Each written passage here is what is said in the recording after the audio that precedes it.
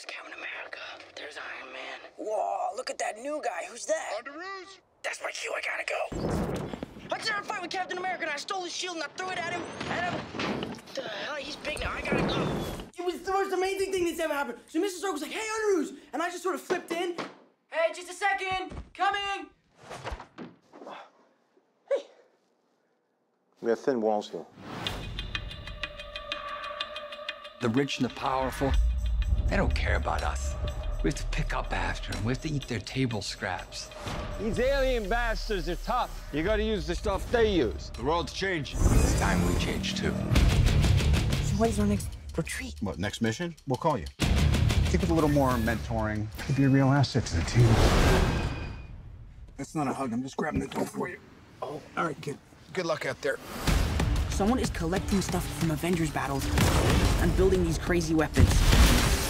This is my chance to prove myself. No!